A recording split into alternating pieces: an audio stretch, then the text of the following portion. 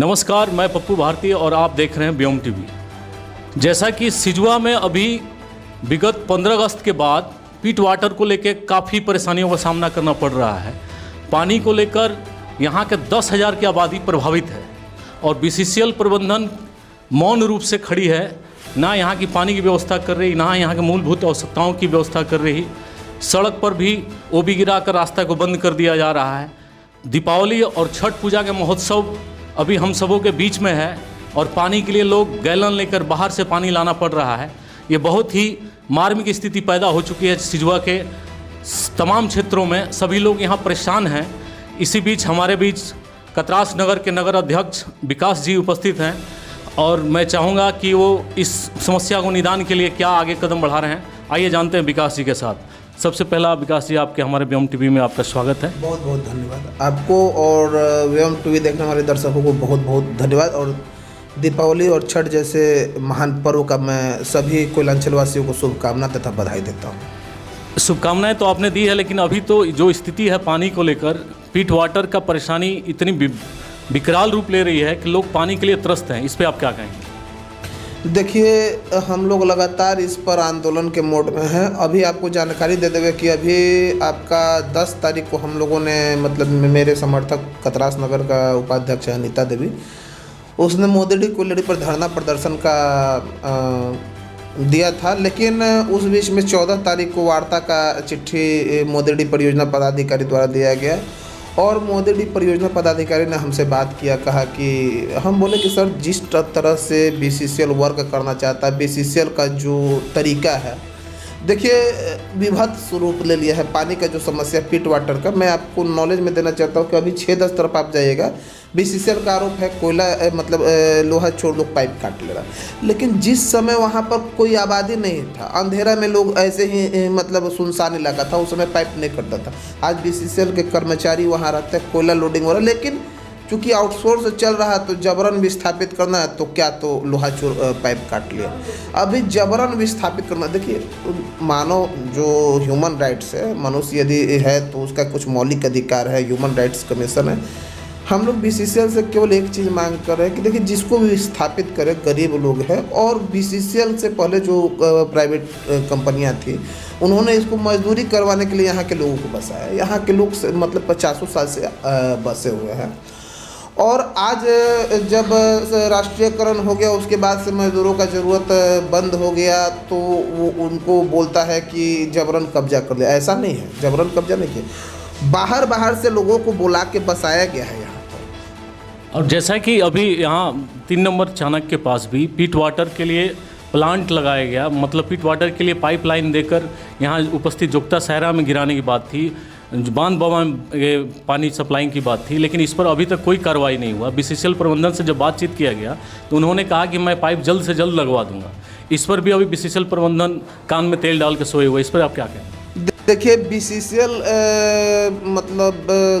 गैर योजनाबद्ध तरीके से बीसीसीएल प्रबंधन कार्य करता है और इसी का देन है कि यहाँ के घनी आबादी क्षेत्र में 10,000 की आबादी पीट वाटर के लिए परेशान है। और सबसे बड़ी चीज़, दीपावली जैसे महान पर्व और लोक आस्था का महापर्व छठ है, प्रकृति पूजा का पर्व छठ है, इस समय बीसीसीएल प्रबंधन जिस ढंग से उदासीनता दिखा रहा वो गैर मानवीय है और इसके लिए पूरी तरह से बीसीसीएल जिम्मेवार है, बीसीसीएल प्रबंधन जिम्मेवार है।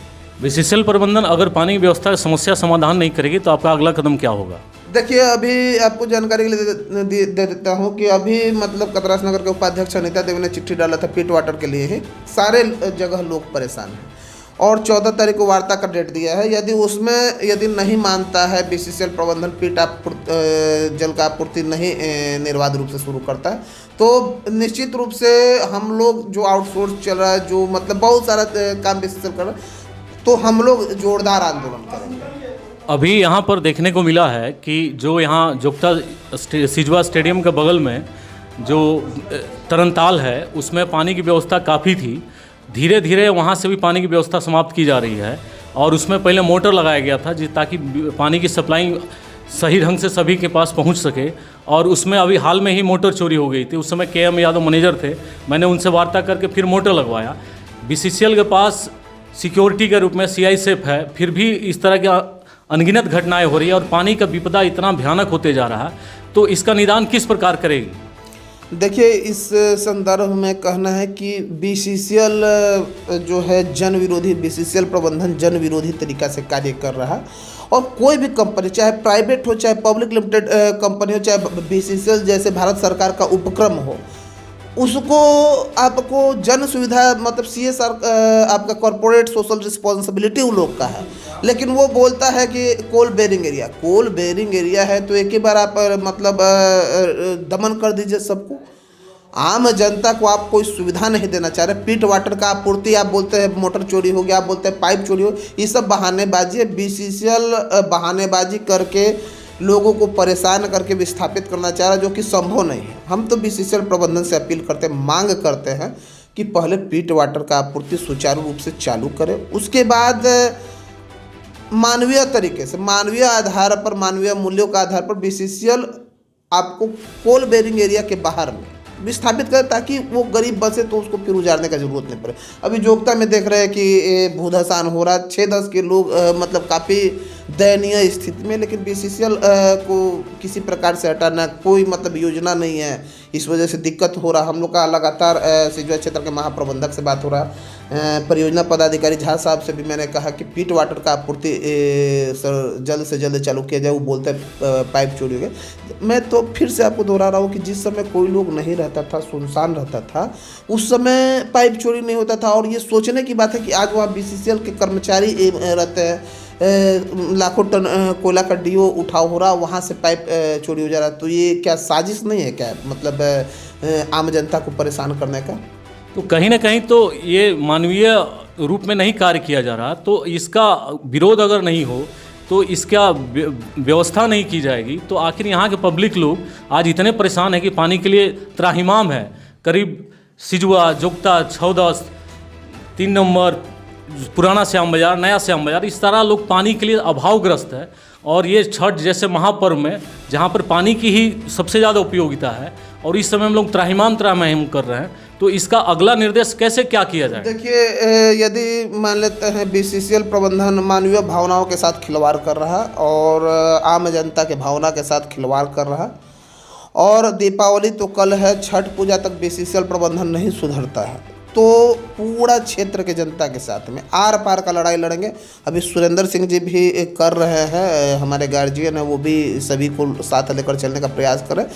लेकिन यदि BCCL प्रबंधन छठ पूजा तक नहीं, BCCL नैतिक रूप से और मानवीय आधार पर लोक आस्था का महापर्व छठ है, उसके पहले सभी जगह जो भी खामियां है उसको दूर करके पीट वाटर का आपूर्ति जल्द से जल्द शुरू करें।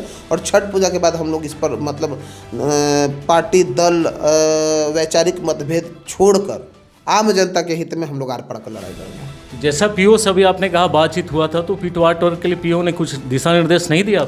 देखिए, उनका कहना है कि पाइप चोरी हो गया, जो कि मतलब हमको नहीं समझ में आ रहा है, ये सब साजिश है BCCL का। लेकिन वो 6-10 में टैंकर से जलापूर्ति कर रहे हैं, जो कि अस्थायी समाधान नहीं है। पब्लिक को अस्थायी समाधान चाहिए।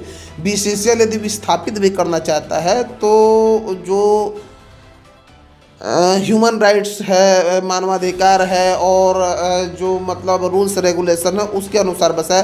बेलगरिया में कोयला मंत्री ही बयान देकर गए, आपको जानकारी में होगा, आप लोकतंत्र के चौथे स्तंभ है तो आपको जानकारी में हो गया कि कोयला मंत्री बोल के गया कि वो रहने लायक जगह नहीं है, और वहाँ विस्थापित करना चाह रहा है BCCL। कोल बेरिंग एरिया में एक जगह से मतलब उठा के दूसरा कोल बेरिंग एरिया में प्रदूषित क्षेत्र में बसा रहा है। तो क्या बस मतलब NGT का नॉर्म्स है, ह्यूमन राइट, स्वच्छ हवा में जीने का मतलब सुप्रीम कोर्ट का निर्देश है कि आम जनता को स्वच्छ जनता हवा में जीने का अधिकार है। तो ऐसे परिस्थिति में जब BCCL जन विरोधी रवैया अपना रहा और मतलब लोगों की समस्या की ओर ध्यान नहीं दे रहा, तो सभी जनप्रतिनिधियों को आगे आना होगा। तो इसके बाद अगर BCCL प्रबंधन पानी की सप्लाइंग अगर सही ढंग से नहीं करती है, तो कांग्रेस पार्टी इसका आर पार की लड़ाई लड़ने के लिए मैं कांग्रेस पार्टी ही नहीं, हम लोग तो आर पार का लड़ाई लगातार मजदूर के सवाल पर भी देख रहे हैं आप कि मेरा आवाज़ जो है लोग दबाने का प्रयास कर रहा, और जो सच है मैं वही बोल रहा हूँ, आप भी जांच कर सकते हैं। लेकिन खैर, मजदूर वाला मुद्दा पर आप हमको नहीं बुलाए हैं।